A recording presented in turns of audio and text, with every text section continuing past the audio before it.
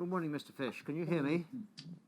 Yes, good morning. And yes, I can. Can you see me, or at least some of me? Yes, I can. Yeah. Now, you're at home, are you, with your wife and children?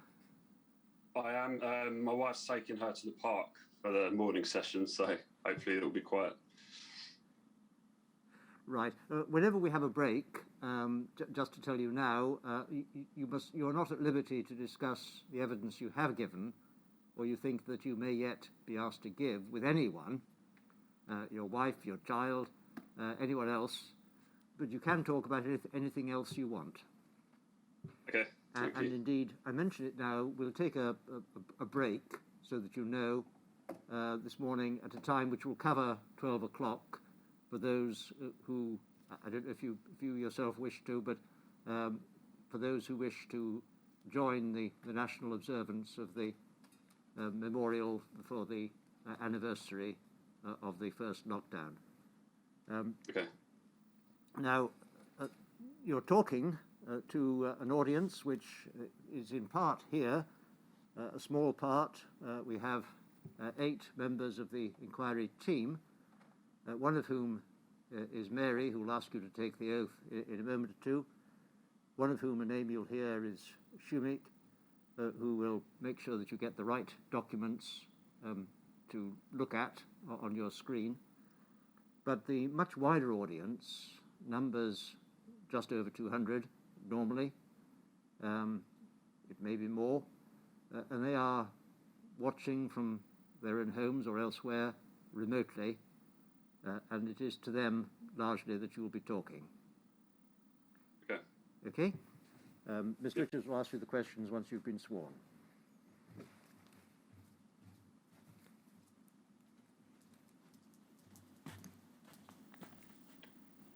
Please state your full name. Nicholas Fish. And repeat after me. I do solemnly, sincerely. I do solemnly, sincerely. And truly declare and affirm. And truly declare and affirm. That the evidence I shall give. That the evidence I shall give. Shall be the truth. Shall be the truth. The whole truth. The whole truth. And nothing but the truth. And nothing but the truth. Mr. Fish, can you see and hear me? Yes. Now, you were at various times an employee working at the Skipton Fund, the Macfarlane Trust and the Caxton Foundation, is that right? Yes, that is correct. In terms of the Skipton Fund, you first started working there, I think, in around November 2004, is that right? Yes, I was a temp and around that time. In the period up until your appointment as administrator in 2006, what kind of work did you undertake for the Skipton Fund? So I was the administrator's assistant, so helping write letters, gather the evidence needed to assess an application, answer emails, all of the general admin duties to support the administrator. You remained in the post of administrator after your appointment in 2006, I think until around November 2017, when you transferred across to the English Infected Blood Support Scheme. Is that right? Yes, that's right. And then you were made redundant from the English Infected Blood Support Scheme in early 2019. Yeah, that's right. In terms of the Macfarlane Trust, is this right? Your role there was as the assistant to the chief executive. It was. Before that, I did some support work for the finance department while still a temp. But yeah, most of my time it was as the assistant to the chief exec. And that was first of all Mr. Harvey, and then Ms. Barlow. Yes. In relation to the Caxton Foundation, you were employed in a similar capacity, assistant to the chief executive from 2011 onwards. So first of all, assistant to Mr. Harvey and then to Ms. Barlow. Yes, that's right. Now, I'll come back towards the end of my questions to your work at the Macfarlane Trust and the Caxton Foundation, because I'm going to be asking you mostly about the Skipton Fund. What, if anything, did you know about the Skipton Fund when you started work there? Nothing at all. I hadn't heard of it. What information, sorry, before I ask you that question, what, if anything, did you know when you started work about the circumstances in which people had been infected with HIV or hepatitis C through blood and blood products? Again, I hadn't heard of the whole situation at all. So when you started work, what if any, training or induction or information was provided to you about either of those matters? So we got some background history of what happened, and then obviously training on the application process. And then we had a talk with Professor Christine Lee about hepatitis C. That was fairly early on in my tenure at the Skipton Fund. So yeah, that was the background training, really. Did you know anything, or did you learn anything in the years that you worked there about the circumstances in which the Skipton Fund had come to be set up? I knew it was due to campaigning from, I think it was a haemophilia group in Scotland. So I knew that, yeah, it was due to pressure from campaign groups on the government to obviously offer some financial either compensation or recognition of what had happened to these people. We looked yesterday morning, Mr. Fisher, to a document called the Ross Report, which was a report to the Scottish Executive in March 2003, so before you joined the Skipton Fund, and indeed before the Skipton Fund itself was set up, which made certain recommendations that were for compensation rather than the specific ex gratia payments that the Skipton Fund ultimately made. Do you recall any discussions about that report or about the principle of compensation versus ex gratia payments when you were at the Skipton Fund? I'd heard of the Ross report, but I didn't know that there's a discussion about whether or not it should be compensation or ex gratia payments. In the period prior to your appointment as administrator, were you involved in actually determining applications for eligibility, or was that still the role of the administrator, Mr. Foster? No, that was Mr. Foster's role, so I would write letters to gather information to be passed on for consideration by the administrator. So no, I wasn't involved in the actual decision-making process. You became the scheme administrator and I think also the company secretary in the course of 2006 after Mr. Foster was found to have been defrauding the Skipton Fund. Was any additional training provided to you at that stage to enable you to take on this new role of determining applications? It wasn't, but I've been there a year and a half by that stage, so and because there was only me, the scheme administrator, and one other assistant, obviously we discussed a lot about applications, so I was very familiar with how he was considering applications, what information I needed to gather. So I wasn't, but I didn't feel necessarily that I needed it. Now, I'll come back to the consequences of Mr. Foster's actions at a later stage of your evidence. But I just want to look at a passage in your witness statement about your responsibilities as administrator. Shomik, it's WITN 4466002, please.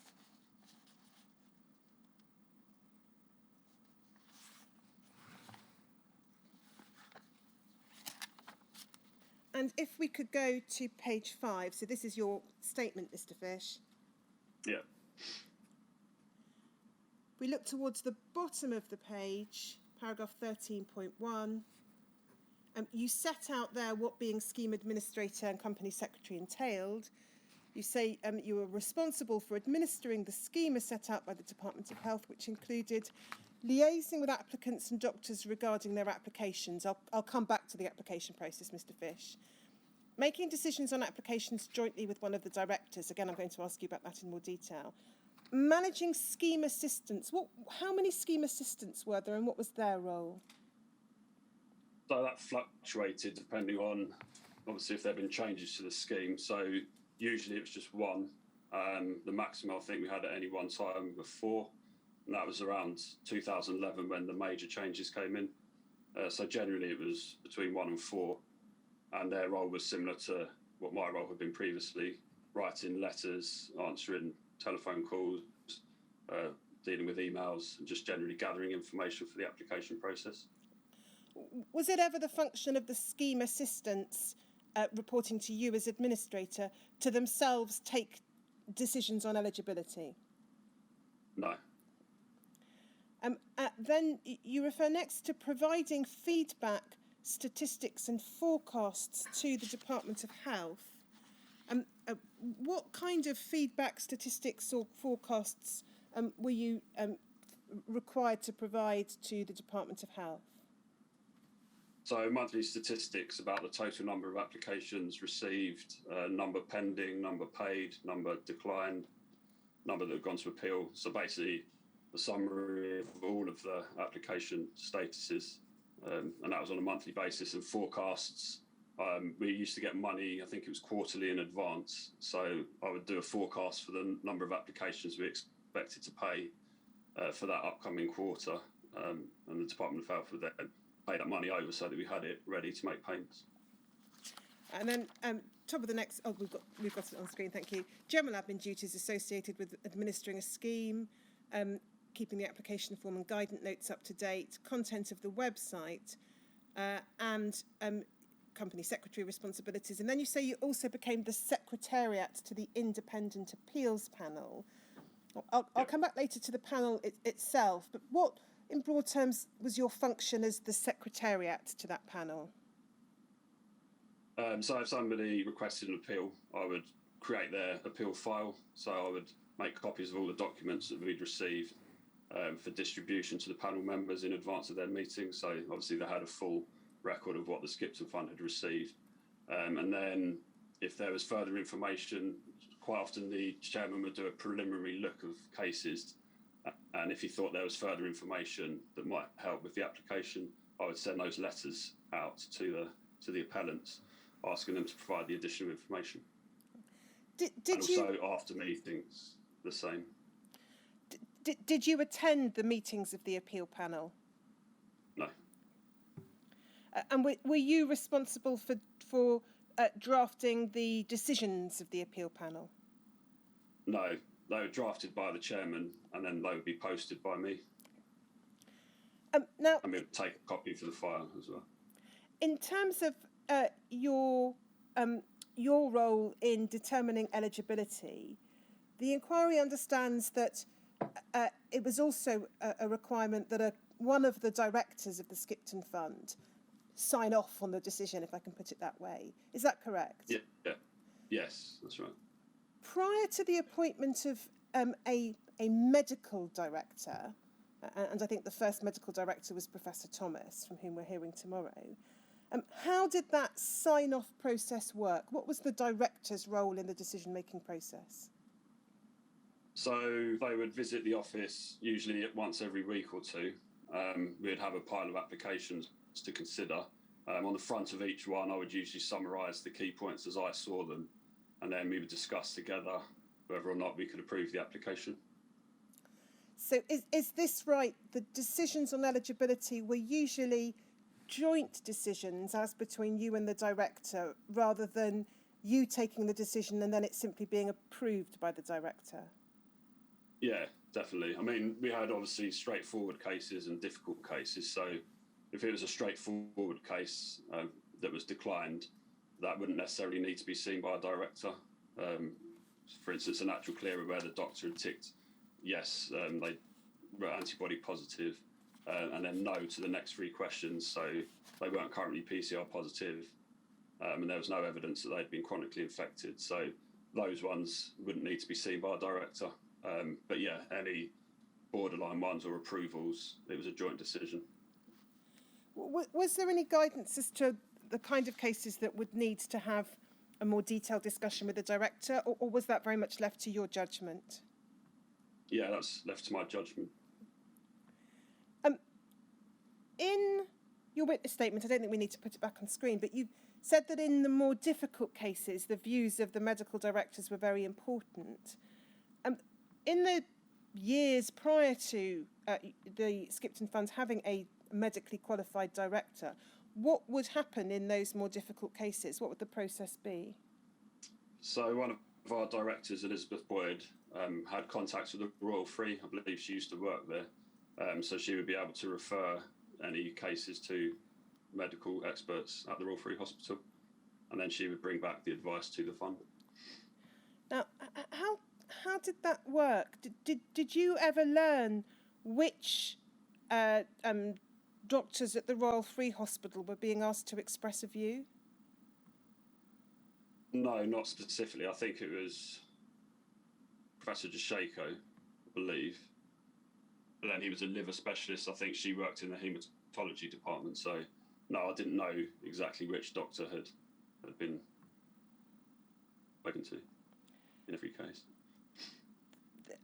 There'd be no way, would there, if you didn't even know who the doctor was that Miss Boyd was going to, of testing that doctor's opinion, or no way of ensuring accountability? Did that not give you cause for concern that you were relying upon the views of an unknown clinician? So this was the process that I inherited, and it had been going on for a year and a half by the time I took over as scheme administrator. So to me, it seemed to be working well. The opinions seemed to be sound. So it didn't particularly cause me concern. And do you know what information about individual cases Miss Boyd supplied to those she was contacting at the Royal Free Hospital? I believe she took an anonymised copy of the application form and any supporting evidence, so they would have had access to the same information as us. And what's the basis for your view that the information she provided was anonymised? There wasn't much personal information on the application form, so pages 1 and 2 where the patient's or the applicant's name and address were. So provided that she didn't copy page 1 and 2, then it would be anonymous. But do you know whether that's what she did, or is that your assumption that that's what she did because it would have been the right thing to do? I mean, it's a long time ago. I believe that's what she did, but yeah, I can't say 100% certain. Now, you attended meetings from time to time in your capacity as administrator for the Skipton Fund with the Department of Health. You're just changing subject here a little. But can I just ask? You said a moment ago that the medical opinions that, or the opinions that Ms. Boyd brought back, seemed to you to be sound. How did you judge that they were sound? Well, I trust the judgment of a clinician, so that I had no reason to think they wouldn't be sound. So, in other words, you assumed that they were sound rather than made that decision for yourself? Well, yeah, nothing looks unusual about the decisions that they'd made, to me. Well, it would be a yes or a no, in effect, wouldn't it? Yeah. So, whatever they decided, whether it was yes, this person qualifies, or no, they don't, you'd regard that as sound? Well, there was usually some background information given about how they'd reached a decision that Miss Boyd would have explained to me. And yeah, nothing, I didn't ever think anything sounded unusual. Yes, so essentially it was because it was, you thought, a doctor who was expressing that view that you thought it was sound. Yeah, an independent medical expert. Yes, I see. Yeah. You attended meetings with the Department of Health in your capacity as administrator of the Skipton Fund. Indeed, I think you also attended meetings with the Department of Health in your capacity as assistant to the Chief Executive of Macfarlane and Caxton. Do you recall there ever being any discussion with the Department of Health or within the Skipton Fund about broadening its remit to include people who've been infected with hepatitis B? That's never mentioned as an option. I'm going to ask you a little about the agency agreement, which was signed as between the Skipton Fund and the Department of Health. Shomik, could we have SKIP 5033_066?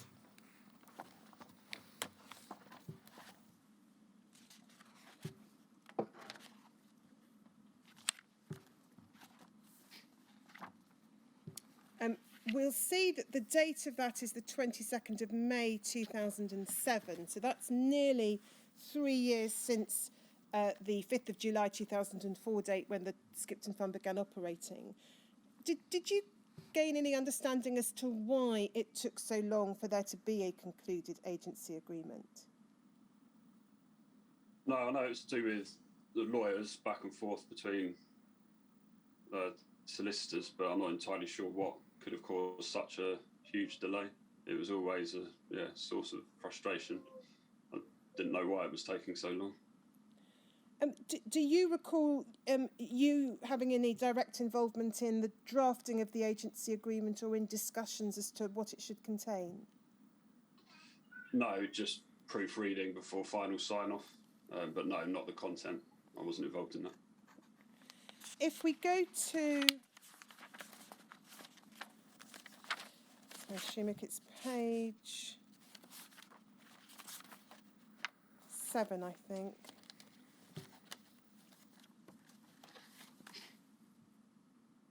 Yeah, if we look at paragraph 2.5, bottom half of the page, we can see at 2.5.4, the agreement provided that Skipton acknowledges that it may only alert DH to operational issues and may not make proposals to amend government policy.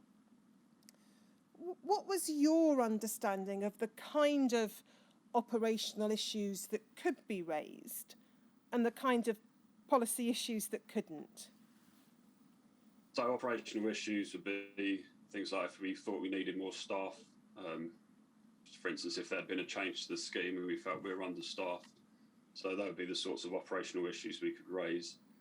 Government policy would have been if we felt that natural clearers should have been included, we weren't able to make that suggestion. So that would have been obviously a major change to the scheme.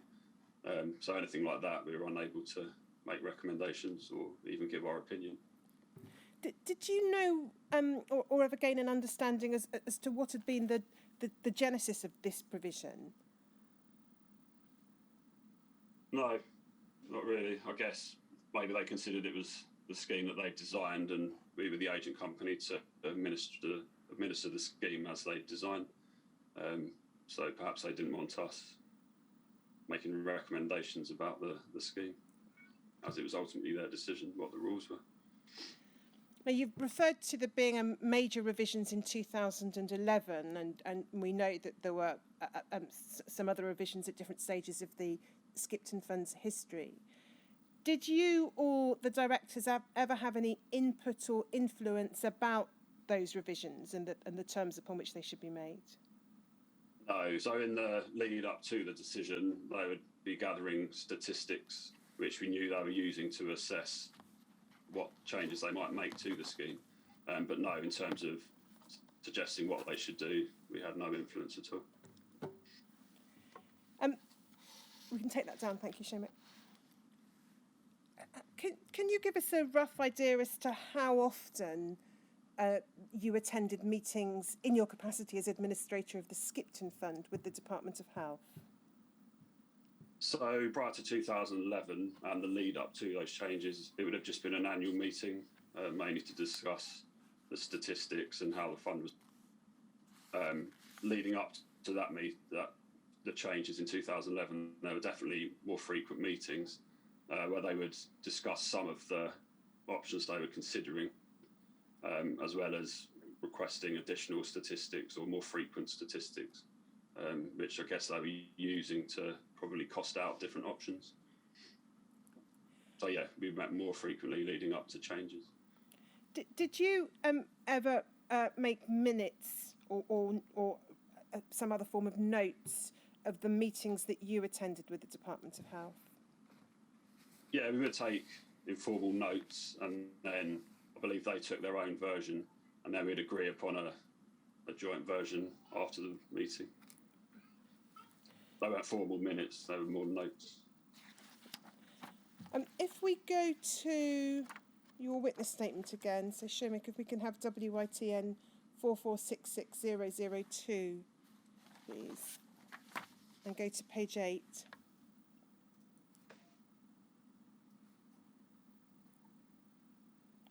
Top of the page, paragraph 17.2, you're talking here about the meetings that you would attend at the Department of Health in your capacity as administrator of the Skipton Fund. And you say in the second sentence, from the DHSC, it would be the relevant civil servants at the time, which changed numerous times during the period I worked for the Skipton Fund. Did the numerous times that the relevant civil servants changed impact upon the running of the scheme or consideration of revisions to the scheme as far as you could ascertain? No, so it was usually the junior or more junior people that would change. There was always the same. I think it was Elsa White who was always there, and Rowena Geacock was there for a lot of the time. So it was more the people that we would have day-to-day dealings with that would change.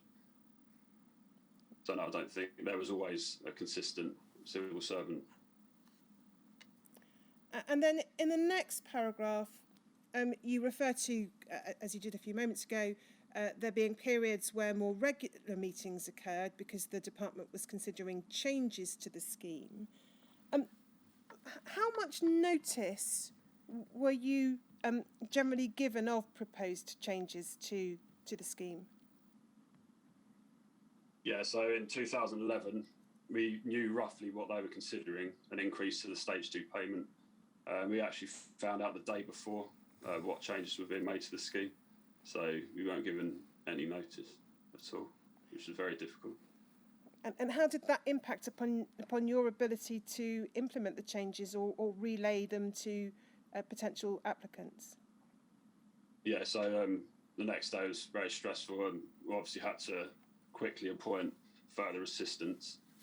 So the phone was ringing literally 9 till 5. So me and my assistant were just taking calls during that period. And then at 5 o'clock, we would stop answering telephone calls and deal with the emails. There were probably 100 a day, which I'll clear off before I went home each evening. And then obviously as we got the assistants in and trained, things began to get more manageable, but certainly for the first few weeks, yeah, it was very stressful. We can take the statement down, thank you. Now, what advertising or publication of the existence and nature of the Skipton scheme was, to your knowledge, undertaken, first of all, by the Department of Health? So this would have been in July before I started, but I believe they wrote to hepatology departments and haematology departments, haemophilia centres. I'm not sure what websites they advertised it on, but that was more a question for the Department of Health. I'm sure they'll be able to confirm.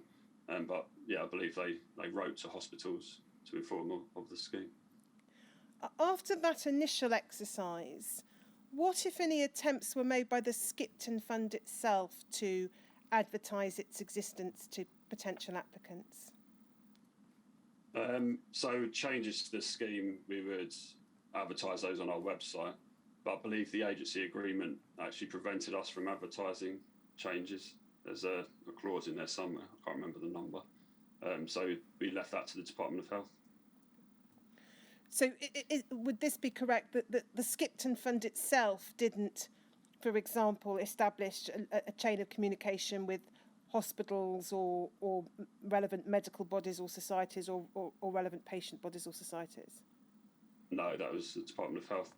I know that the charities actually informed their beneficiaries, so McFarlane Trust would have notified all of their beneficiaries about changes to the Skipton funds. Obviously, there was an overlap with beneficiaries and applicants there, but no, writing to hospitals and maintaining those communication channels, that was down to the Department of Health. Do you know whether the Department of Health ever instituted a system whereby all newly diagnosed hepatitis C patients would be told about the Skipton Fund? I'm not sure. But presumably all of the hepatology departments would have known of the scheme, so provided they were diagnosed by a hepatologist. But I can't say for sure. In your dealings with applicants over the years, did you ever gain an understanding as to how applicants were finding out about the Skipton Fund? Yeah, it's always through their doctor, or almost always. And if we just look at one set of minutes, SKIP 5030_027, please, Shomik.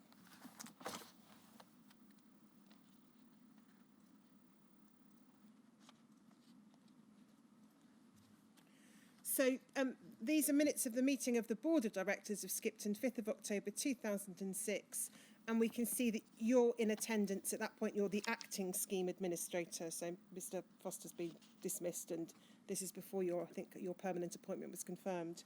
And if we look just a little further down the page, you see a heading there, Administrator Statistics.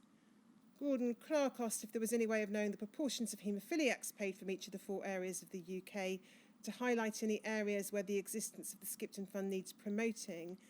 It was noted that there was no way for this to be done, and that there is no media budget in place for the Skipton Fund to promote itself in any case. Did that ever change? Was there ever a media budget in place for the Skipton Fund to promote itself? No, there wasn't. But as I mentioned, I think there was actually a clause which I don't think had been signed off by this point. It may have been in the draft of the agency agreement, I can't remember, but I believe it said the Skipton Fund couldn't advertise itself in any case. But no, there was never a media budget. When, we can take that down, thank you. When the changes were made in 2011, the major changes made then, what steps did the Skipton Fund take at that stage to notify everyone who either received a stage 1 or was an existing stage 2 payment recipient of the new payments? Yeah, so with the assistant of the Department of Health, we've telephoned everyone who registered a telephone number, tried those numerous times at different times of the day. We sent emails to everybody who'd registered an email address. We wrote to doctors who completed application forms, asking them to let their patient know of the changes to the scheme. Was there ever any mechanism whereby someone who wasn't initially eligible or entitled to, for example, any form of annual payment post 2011, could nonetheless be updated as to future changes in the scheme? Yeah, so after 2011, we, in our letter and our communications with applicants, we said, from now on, the Skipton Fund will write to you if there are further changes to the scheme. If you're not happy with this, then please inform us, and we would have kept them on a separate database. But from that point onwards, we did make people aware that we would start to write to their address if there were further changes. So, i.e. maintaining an up-to-date database. Was that only the position, though, with those who were already successful applicants? What about those who were not successful, or those who hadn't met the criteria at a point in time but might want to be kept informed as to whether those criteria or terms changed? No, we didn't write to people who had been declined. Was there ever any effort by the Skipton Fund to identify groups which represented the interests of non-bleeding disorder beneficiaries or potential beneficiaries and make contact with them? As far as I was aware, there weren't any groups that existed at that time. There may have been, but I wasn't aware of them. What, if any, steps were taken by the Skipton Fund in relation to the particular difficulties that might arise for those or cases where someone had died without a formal diagnosis of hepatitis C, and families might be unaware of the ability to claim? What, if any, consideration was given to that problem, and how was it resolved, if at all? So the only method we had was to ask the McFarlane Trust to write to their group of beneficiaries, which they did, and obviously we had a lot of estates come forward to claim via that means.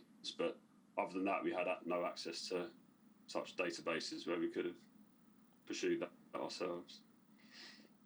And that might enable you to make contact with or draw the existence of the scheme to those who had had bleeding disorders and whose families were registered with the McFarlane Trust.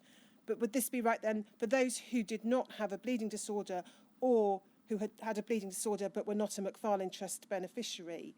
There was no communication that the Skipton Fund would have with those categories. So did you say that was for people who died, who may not have been aware they had hepatitis C? Yes. So no, I'm not sure how you could find that group. With people with haemophilia, if they had a clotting factor, we learned that there was a 100% chance they were exposed to hepatitis C. So in the absence of records either way, we would have known that they were exposed to it. And as only about 20% clear naturally, on the balance of probabilities, they would have been chronically infected. But someone who died not knowing they had hepatitis C, who hadn't received clotting factor, could have been anyone, to be honest.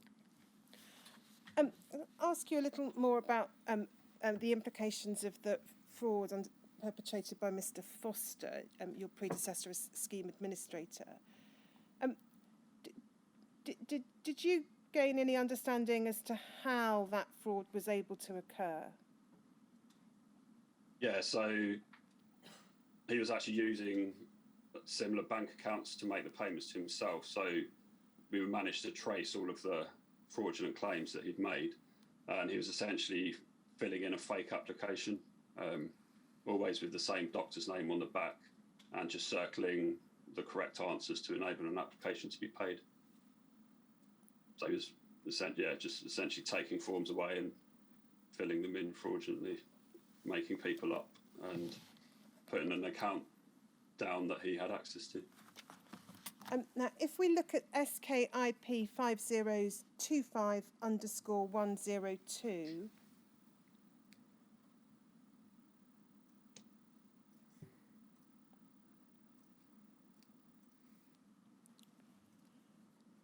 you'll see these are notes of a meeting between the Skipton Fund, attended by you, and the NHS Counter Fraud and Security Management Service. What was the Counter Fraud and Security Management Service of the NHS? So I think that's an existing department of the NHS that investigates fraud within the NHS. And they were in touch with us by the Department of Health to review the scheme. And what was the purpose of their involvement and of this meeting? I think it was to look at the application process, find out how this happened and how it can be prevented in future. If we look at the bottom of the page, there's a heading implementation of CFSMS suggestions. We see Mr. Harvey stating objections to a redesign of the application forms, because it would seem from this the impact that might have on previously unsuccessful applicants. And then it says, after discussion, the following alterations were decided. And we can see that what's then set out is an obligation on both the applicants and doctors to sign a declaration stating that the information they've supplied is truthful and accurate, and that they will be liable for prosecution should it be found not to be so.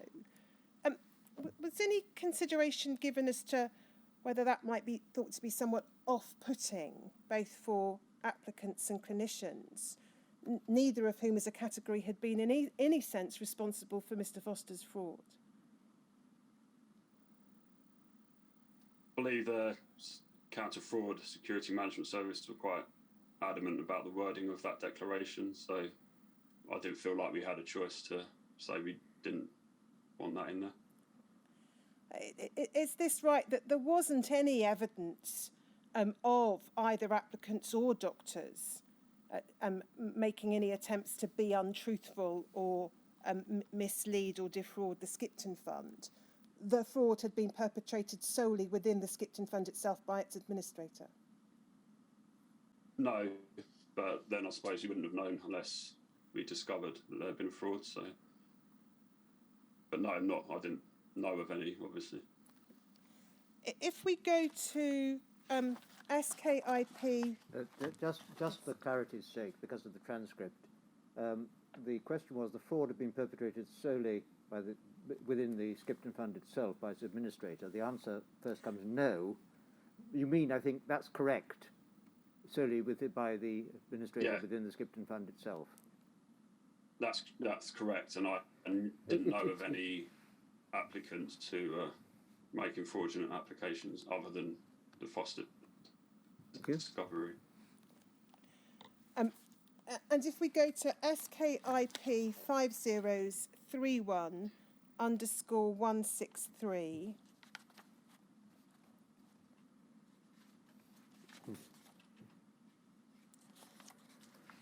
this is your annual report for the year, I think ending April 2007. If we go to page 3, sorry, if we go first of all to page 2, apologies, Shomik. We can see under the heading Keith Foster, the amount he was found to have misappropriated, around £400,000, or £400,000, around 0.5% of total funds disbursed. And then it says, to date, we've recovered £267,000, £321.91, and the details are then set out as to the sources from which those have been recovered. Did the Skipton Fund ever recover any more than that? No, not as far as I'm aware. I think that was the extent of the recoveries. And did the fraud and the inability to recover the entirety of the monies defrauded have any impact upon the amount of money available to the Skipton Fund for distribution to beneficiaries? No, definitely not. So we received our funds based on my forecast for the upcoming quarter, so we were never short of funds, and if we had have been, we would have put our invoice in earlier to ensure that we did have enough. If we go to the next page. Just pausing for a moment, if we may.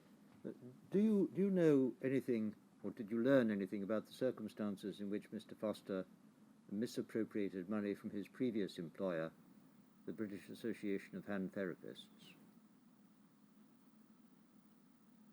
I think he was just writing cheques to himself. I think he was in charge of writing cheques. I'm not sure how he managed to get away with that. But and did you discover I believe he was doing. Did you discover how that came to light?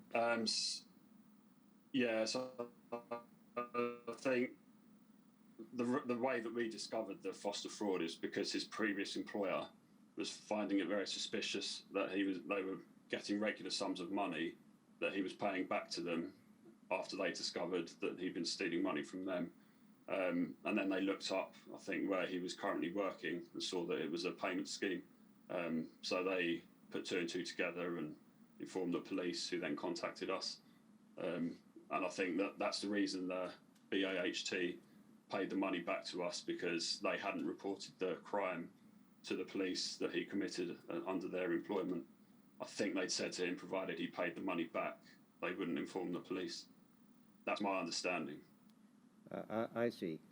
And do you happen to know, because you may have seen the files, whether any reference was obtained by Skipton from his previous employer before he started employment?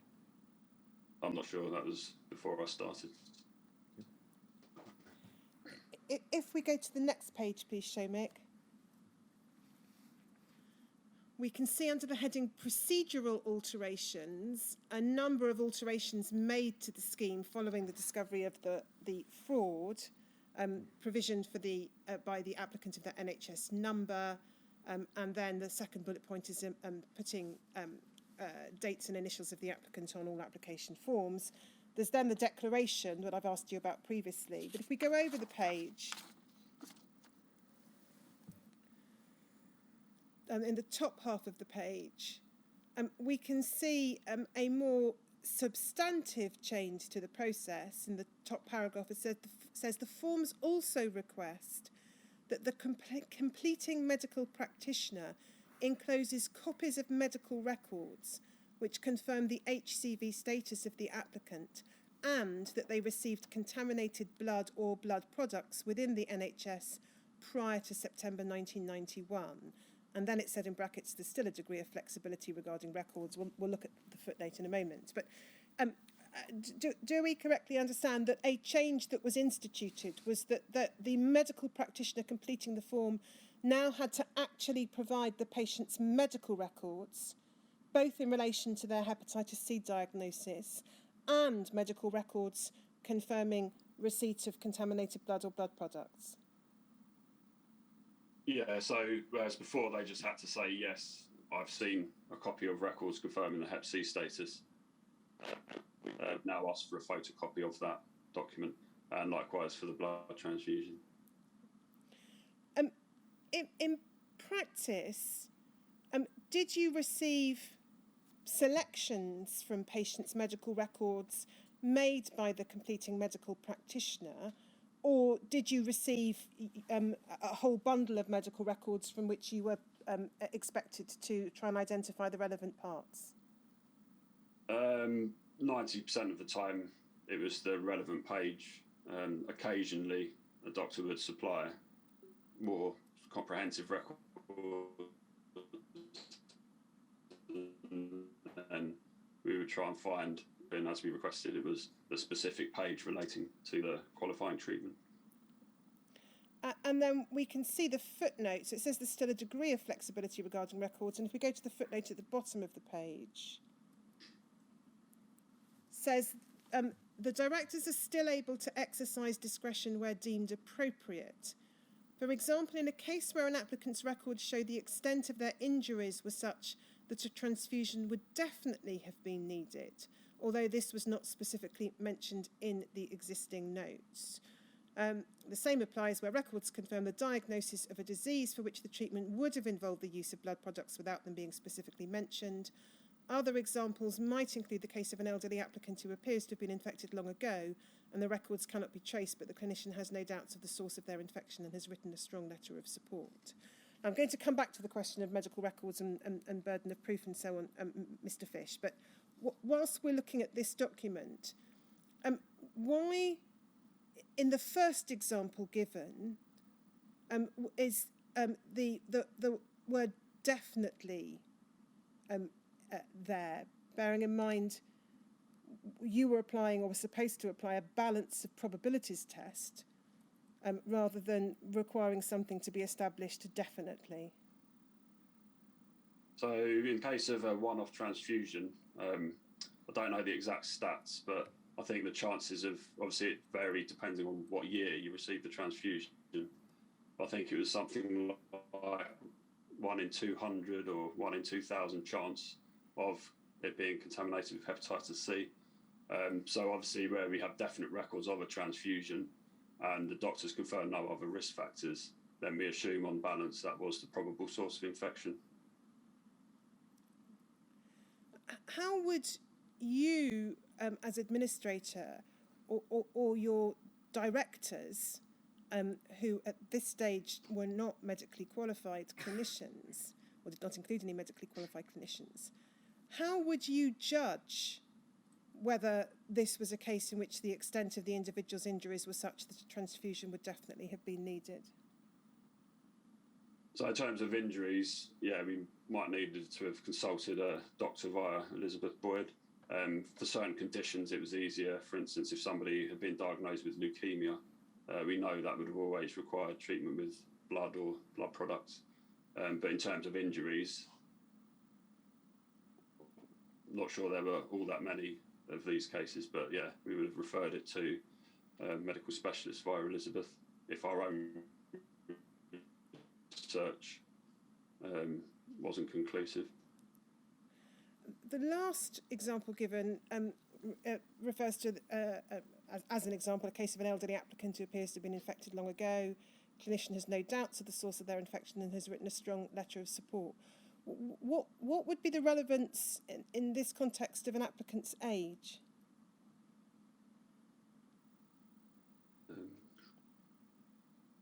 I guess it suggests that their treatment may have happened a lot longer ago. I'm not entirely sure why that was there, to be honest. But yeah, perhaps it suggests that if their treatment happened a long time ago, there's less chance that the records would exist still.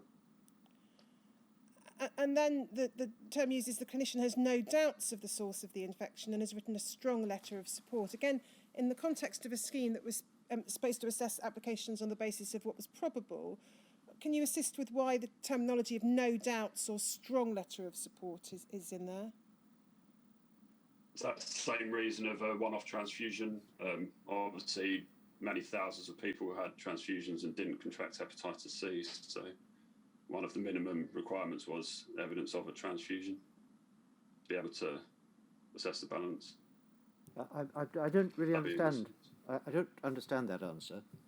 Earlier, when you were asked about why a transfusion would definitely have been needed, what you told me was the risk of being infected with hepatitis through a transfusion, and weren't, I think, dealing with precisely why the evidence needed to be definite that there had been a transfusion. If the evidence is probably a transfusion, why wouldn't that have been enough? Yeah, just because I mentioned about the statistics of having a one-off transfusion. Obviously, the vast majority of one-off transfusions didn't result in a hepatitis C infection. Well, that's obviously right, but that doesn't exclude the possibility, or that it might have done. And if you have someone who has got hepatitis C, and for whom there is no other more obvious, more likely cause, that they had it from that other cause, then you're left with the transfusion, aren't you? Yeah, that's the way we were asked to administer the scheme. We needed evidence of a transfusion and the doctor to confirm no other risk factors. So that's how we've been asked to administer the scheme. I think what counsel was asking you was not whether you needed evidence of transfusion. Of course you did, but it's a transfusion would definitely have been needed. That was the point that you were being asked to address.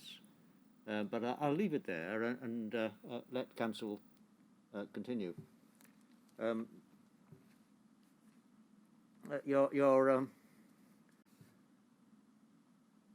Yes.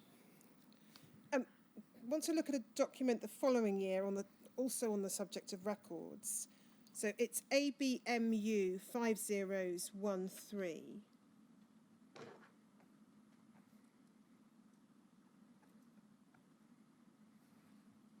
We can see this is a letter. It's from you to Dr. Hay in his capacity as chair of the UK HCDO, 28th of November 2008. And you say, you refer to correspondence with Dr. Macris about the Skipton Fund's request for supporting documentation to be supplied for all applications to the scheme. And then we can see from the second paragraph, Dr. Macris has invited you to write to Dr. Hay explaining the position. And then you say this: the alteration to the scheme came about when it was discovered that the previous scheme administrator, Mr. Keith Foster, fraudulently completed a number of application forms and misappropriated a large sum of money from the Skipton Fund. As a consequence, the Department of Health sent the NHS Counter-Fraud and Security Management Service to review the scheme's administration or procedures. The counter-fraud measures that were suggested actually went beyond the ones that were finally settled upon by the Skipton Fund directors, as they felt that they were impractical. However, for all applications, it is now a requirement that we receive medical records to confirm that the applicant received treatment with NHS blood or blood products prior to September 1991. Previously, the doctor only had to state that they'd seen such records, and this is one of the loopholes that Mr. Foster exploited, and that they are currently hepatitis C positive or have undergone interferon-based treatment in an attempt to clear the virus. Part B regarding other risk factors must now be completed in all cases as well. Now, this would appear to suggest in unequivocal terms that in every case it was necessary for there to be medical records confirming treatment with blood or blood products prior to September 1991. Is that the policy and practice that the Skipton Fund by this time had adopted? Yeah, so a doctor had answered yes, they'd seen such records. We did now ask for a copy of those. This goes further than that, though, doesn't it, Mr. Fish? It's not saying simply to the doctor, please supply us with such medical records as you have seen upon which your opinion is based. It says in terms that it's essential for all applications that there is confirmation from the records of receipt of treatment, which would suggest that an applicant who can't provide that because their records either don't exist anymore or don't record the treatment would inevitably have their application rejected. Is that correct? We did still receive applications with medical records that didn't explicitly mention the transfusion. But yeah, the form did say, have you seen records of a transfusion? And they had to circle yes or no. And then we did request a copy of those records. So that was the design of the form that I inherited. Well, this, however, is end of 2008, so this is no longer an inherited position.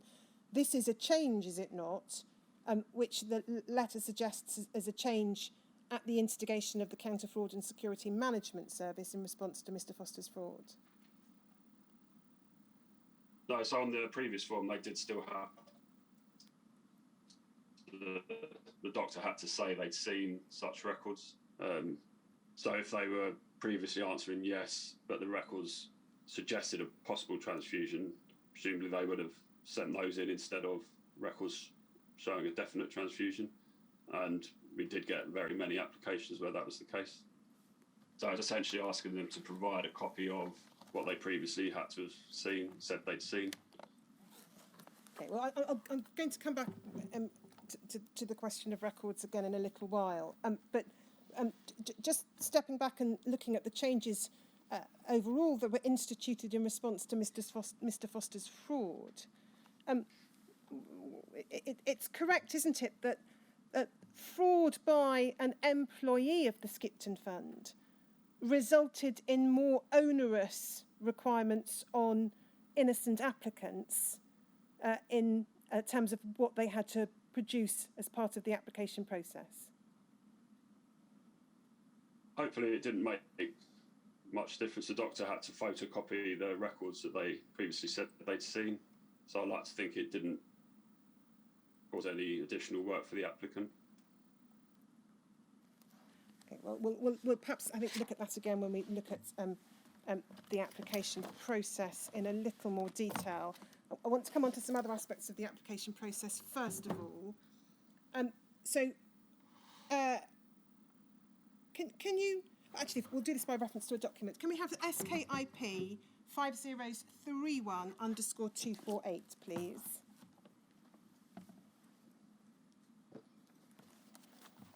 I'm going to ask you to talk us through the application process, Mr. Fish. So we can see this is a document generated by the Skipton Fund. This particular one is a post-2011 reforms information sheet because it refers to the £50,000 payment. But if we go to the second page,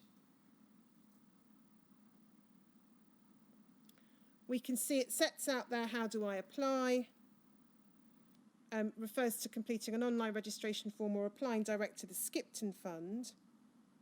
And then, so that's the registration form, and then paragraph B says that you'll then send out an application form.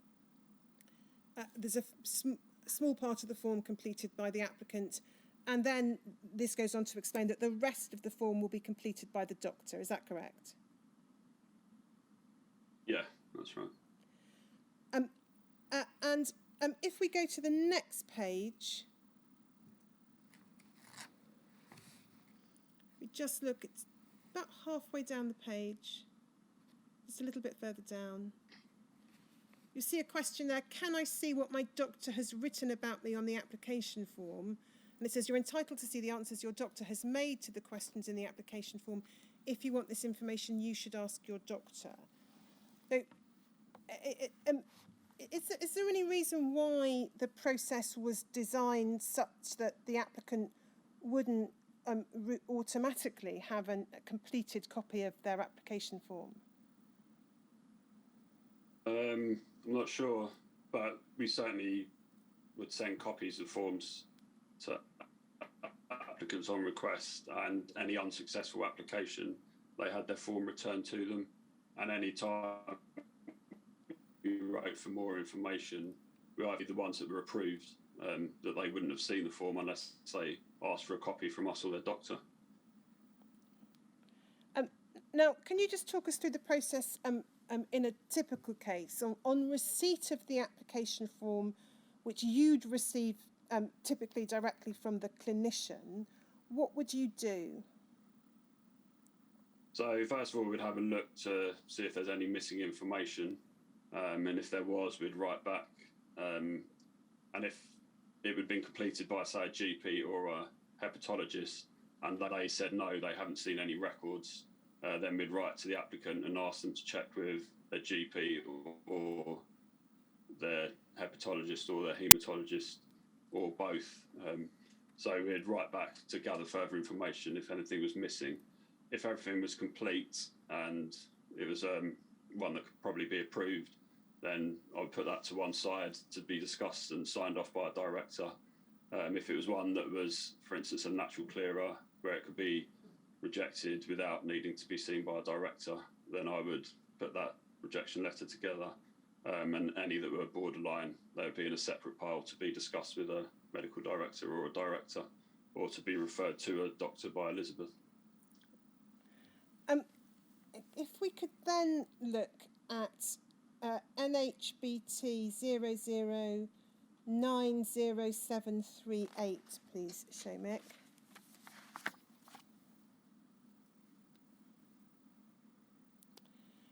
This is a document about appealing against a refusal decision. Before I ask you about what's set out in the document, the inquiry has seen refusal letters from you which refer to an ability to appeal and say, I'm enclosing further information about the appeal process. Is this the information that would typically be provided to the unsuccessful applicant? Yeah, so that's something the appeals panel put together fairly early on in their establishment, and then that was sent to all unsuccessful applicants.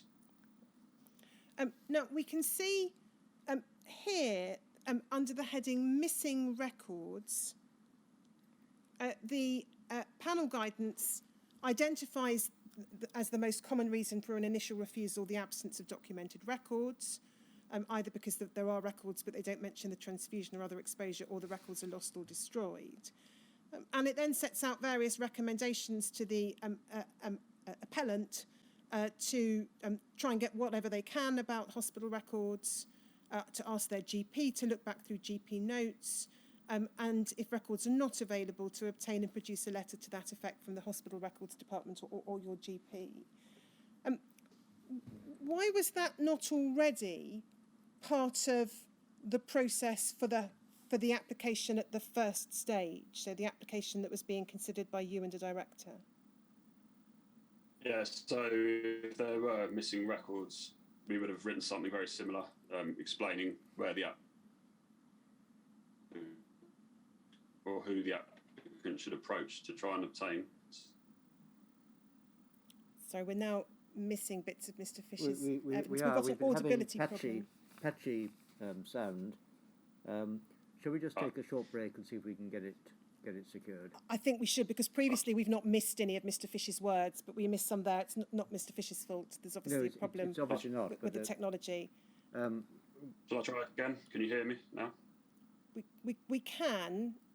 Should we see if we could? Shall I press on, Sarah? Well, we'll go on. If the problem recurs, we'll take a break and see if there are ways of sorting it.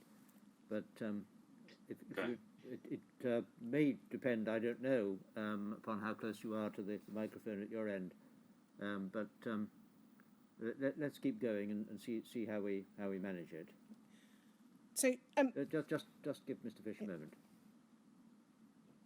The microphone.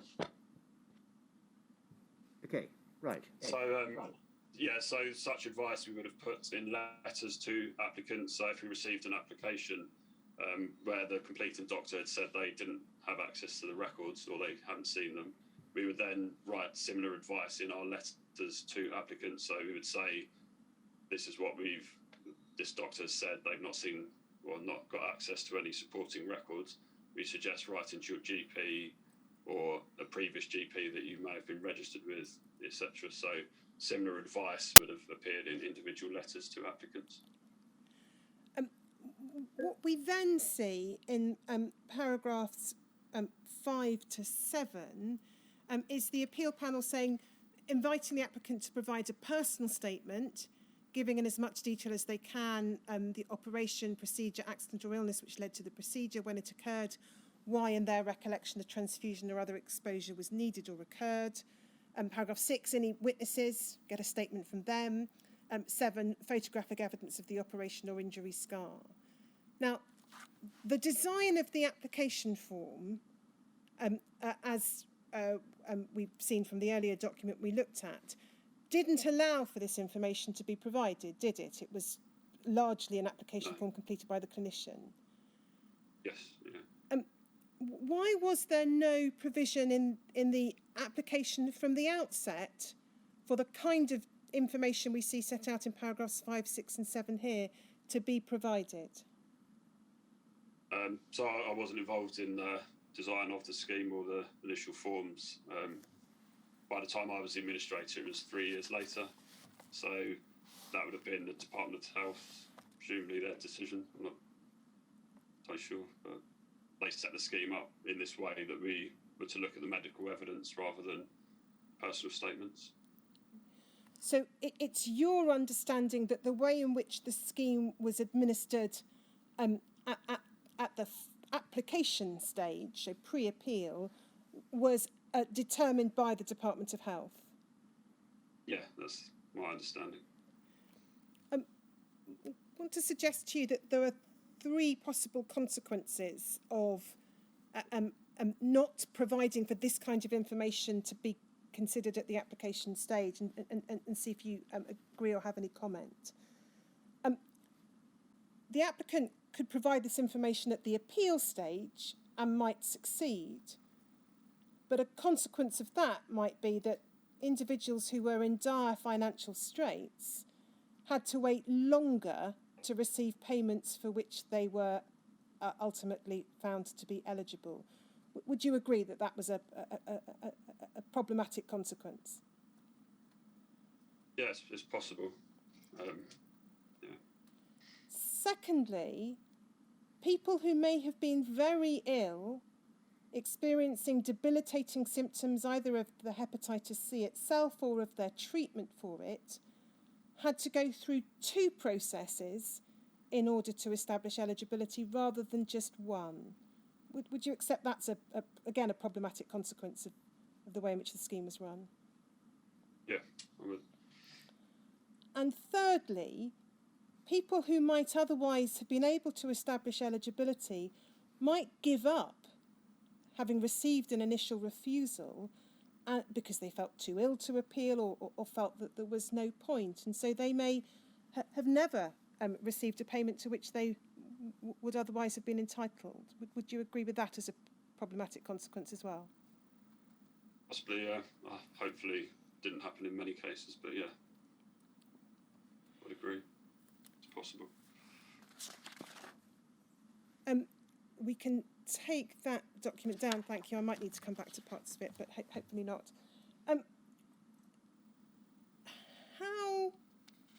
How did you approach the assessment of balance of probabilities, Mr. Fish? So you might have a case in which there's clear documentary evidence of a transfusion, and there's clear evidence of the individual being in the chronic stage of hepatitis C. What would your approach be, assuming that it's pre-September 1991 and other aspects of the requirements are satisfied? What would your approach be to those applications? Yeah, so such application, as long as the doctor had also confirmed there were no more significant risk factors, that would be, sounds like a straightforward approval. So what about cases in which, and again, I'm asking at a general level here, I'm going to look with you at specific examples of categories of refusal, like drug use and so on. But as a matter of generality, when you had a more difficult or complicated case because there wasn't a straightforward documentary confirmation of the transfusion or receipt of blood products, how would you go about assessing probable cause? Yeah, so we would gather as much information as we could from the doctor about the circumstances from the records, the circumstances that led to the need for the transfusion. And then I would discuss that with one of the medical directors. And before, in advance of the meeting with them, I would write down the key points as I saw them as a layperson. And then we would go through the application together and discuss whether or not we had enough to say that the transfusion was probable. The application form would presumably, in such cases, already contain a statement from the clinician completing the form that they considered it probable that the individual had been infected through exposure to blood or blood products prior to September 1991, and that they didn't consider that there were other factors which had caused the hepatitis C. Why was that not enough? Quite often that was enough. It was just a case of whether or not we agree with what the doctor's written based on the evidence that we've been provided with. What does that answer actually mean in practice, Mr. Fish? If you haven't got records in this hypothetical cohort of cases I'm putting to you, so you haven't got the nice straightforward, here's a record of a transfusion or record of a receipt of a particular type of blood product. But you've got a doctor who may have a long knowledge of the patient, saying that in their view, based upon what their understanding of what had happened to the patient, they think that it's probable that that individual was infected through a blood transfusion. And they don't think that there are any other risk factors. Would not a straightforward application of balance of probabilities have just meant, unless you had any particular strong reason to think that the clinician was wrong, you could just approve the application? We were asked to look at the evidence supplied by the doctors, by the Department of Health, so we needed to see a copy of the evidence ourselves. But if that evidence was lacking through no fault of the patient, because the records have been destroyed or because such notes as they were didn't record transfusion in the course of operation or something along those lines. Again, why couldn't you just accept the opinion of the treating clinician, who was probably better placed to assess the cause of the individual's hepatitis than you and a non-medically qualified director would be? If we'd been told by the Department of Health that's how we were to look at applications, we could quite easily have done that. So it's your understanding of what the Department of Health required of the scheme, that it wasn't enough simply to accept the views of the clinician completing the form. Is that right?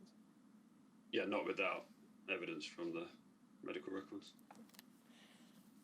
Can we then look at documented SKIP 5030_045?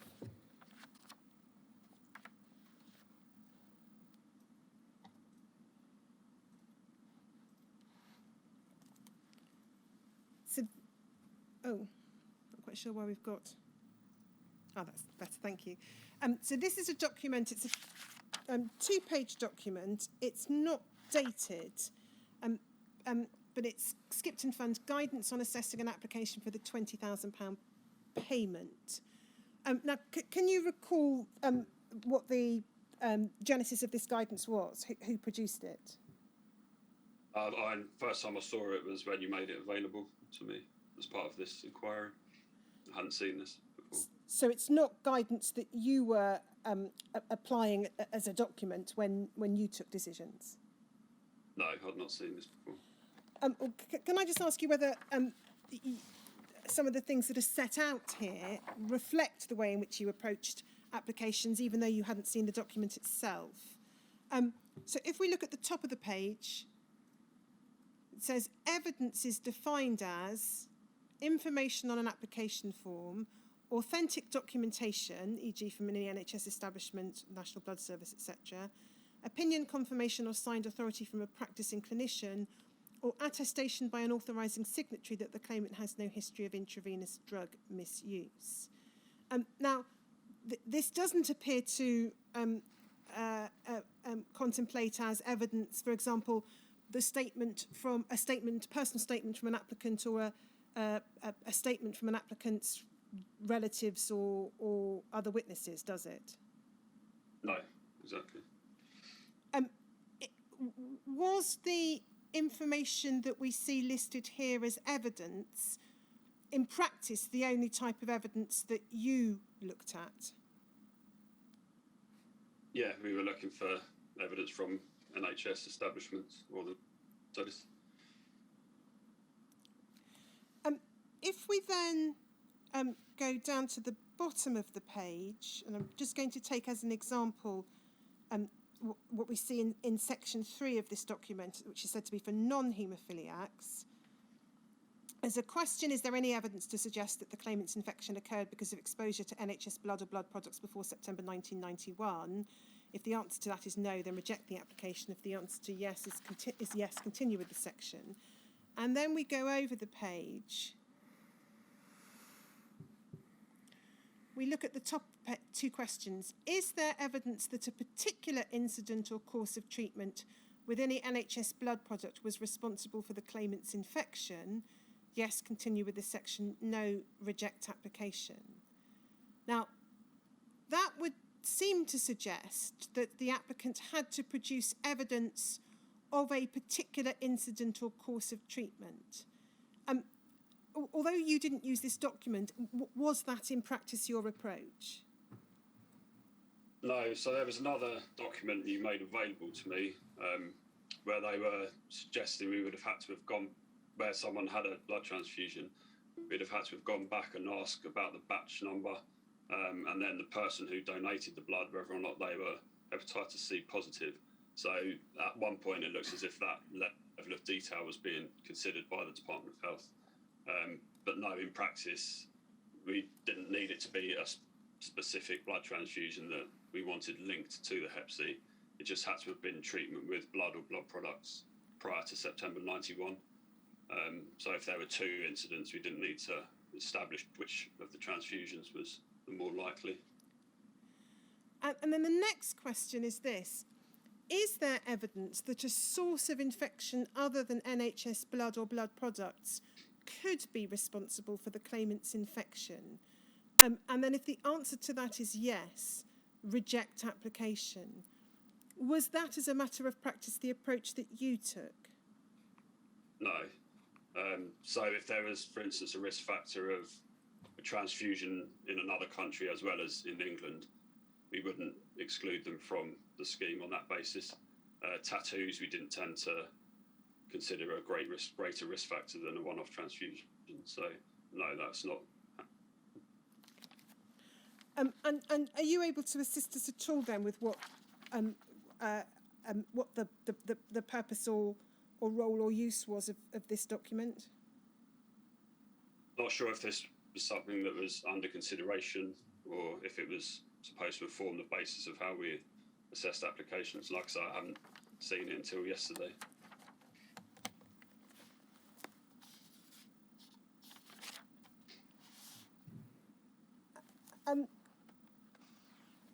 We can take that down, thank you. In terms of the application process, was any assistance available to applicants, to practical assistance, to help them complete their application form? All they had to do was provide their name and address and signature on page 2. So their doctor would have assisted with anything else, presumably, but most of the application was done by their doctor. But yeah, we could offer advice if they had any questions about what they needed to do, which we did frequently.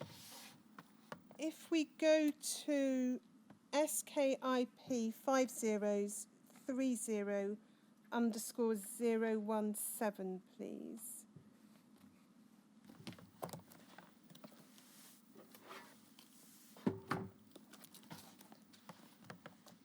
Minutes of Skipton Fund Directors meeting, 1st of August 2007, and you are there.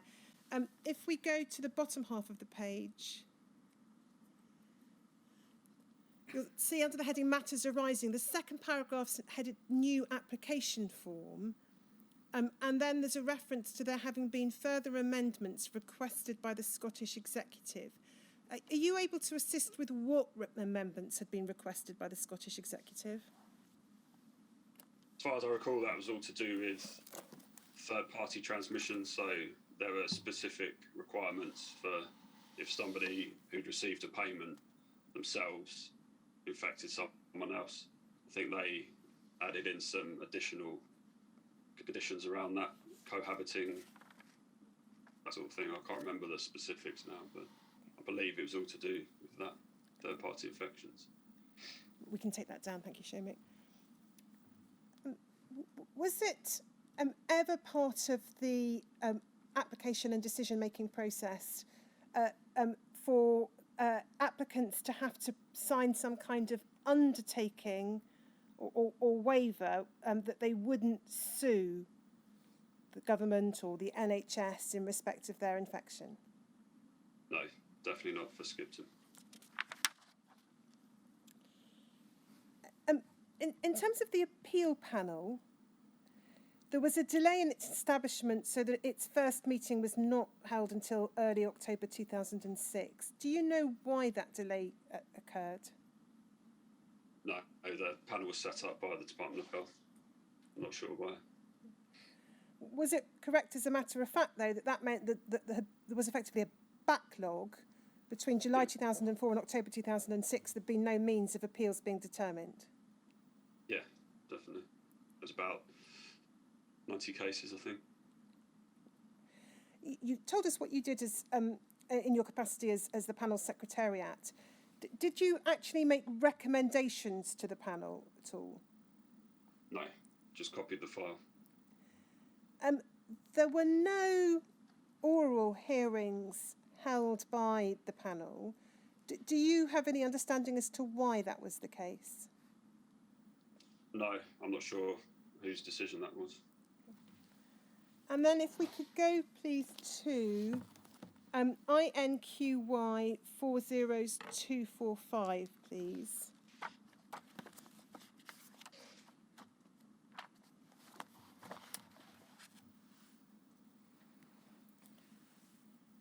This is a report put together by the inquiry, Mr. Fish, that you've been provided with a copy of. And if we could go, please, to page 11.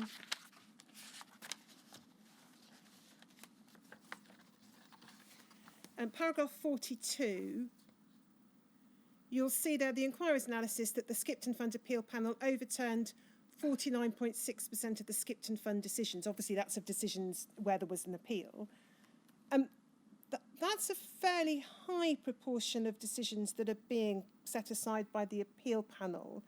And we can see if we trace through the minutes and annual reports, there's reference to numbers of cases being successful from time to time, being discussed at directors' meetings. Was there ever any consideration as to why so many appeals were succeeding? Yeah, I think we were aware it must have been to do with the additional information that they requested.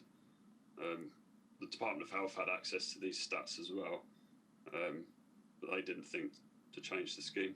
So. And if we go to SKIP 5030_027, please.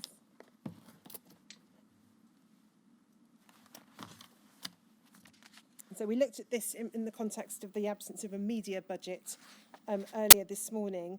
If we go to the second page, so I should say for the transcript, it's minutes of a meeting of the Board of Directors, 5th of October 2006. Second half of the page, under the heading Appeal Panel, we can see reference there to the first meeting of the panel having taken place on the 3rd of October. And then it refers to the number of cases being reviewed. And then it says Peter Stevens reviewed the panel's decisions and asked NF, that's you, to seek clarification of how the panel reached their decision on 2 particular cases. Now, not expecting you to remember 2 individual cases, Mr. Fish, but can you recall why you were being asked to seek clarification about the panel's decision-making process at all? No, not specifically, but it must have been to ascertain how they came to their decision to help us potentially with the way we consider similar cases. But no, I can't remember the specifics, unfortunately. And then it continues, overall he, that's Mr. Stevens, was satisfied that the appeal panel were reaching decisions by exercising judgment where the Skipton Fund could not. Can you assist us with what's meant by exercising judgment where the Skipton Fund could not? Is that a reference to having more and different types of information available to them? As well as, yeah, a legally qualified chair, a hepatologist, a haematologist and a GP. We didn't have that as part of our makeup.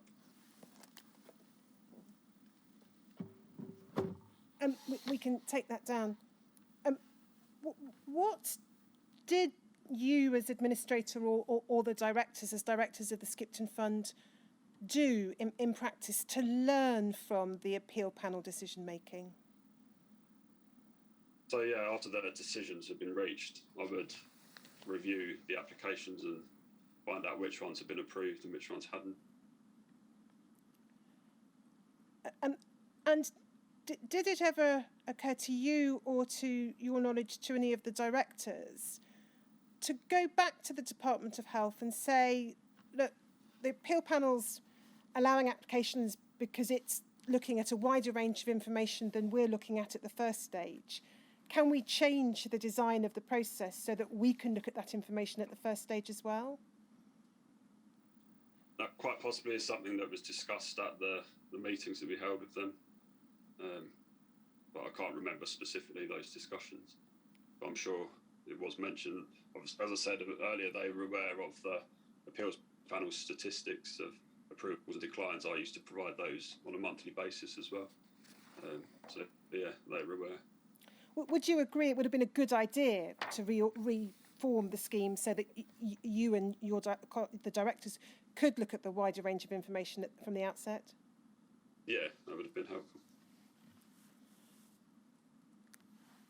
That's why we did get medical directors in the end. Can we then look at...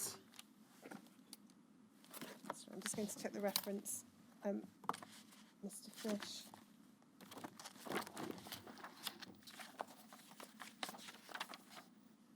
Yeah, it's NHBT 009 0394_001.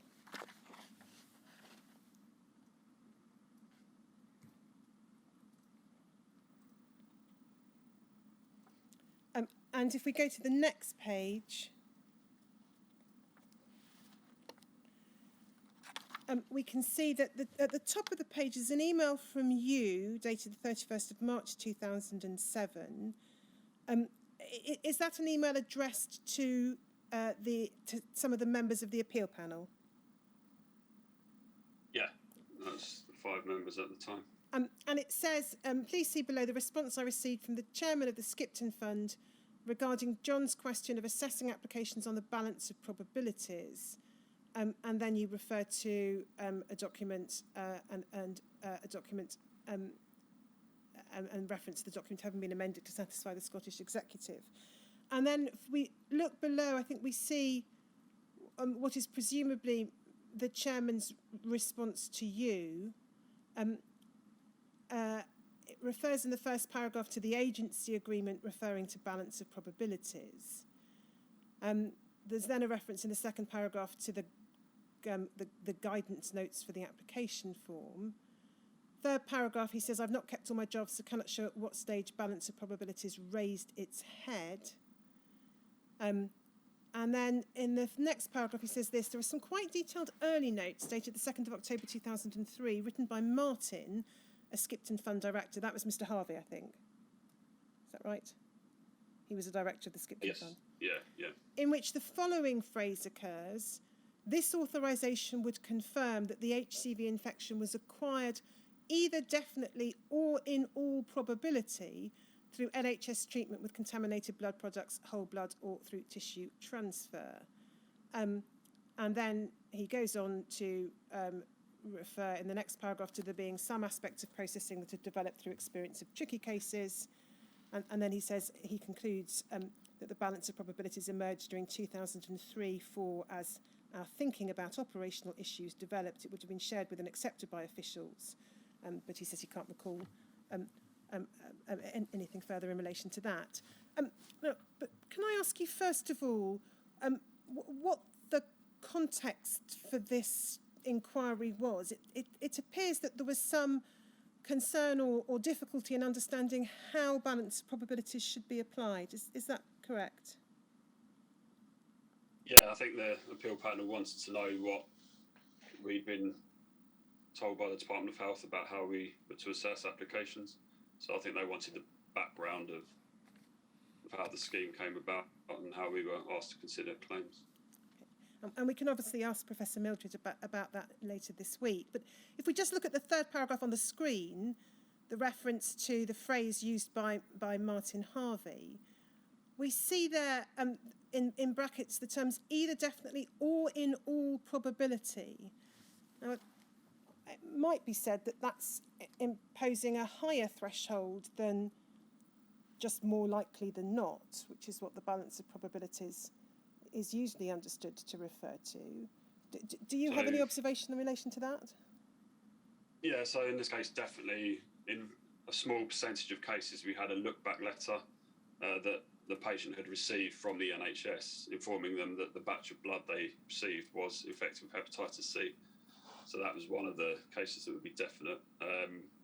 Also, people who receive factor concentrate, we now know that there was a 100% chance that they would have been exposed to hepatitis C. So they would be the definite cases. And then the all probability cases, you must be referring to one-off transfusions, where it wasn't known that that batch was infected with hepatitis C. But on the balance of probabilities, we assumed it was the source. Did you understand there to be any difference between in all probability and balance of probabilities, or did you not apply your mind to that at the time? I didn't think that was significant. I took it to mean the same. So I'm going to come on. Yes, I think, if I may comment, as a matter of language, it isn't simply saying probably or on balance of probabilities.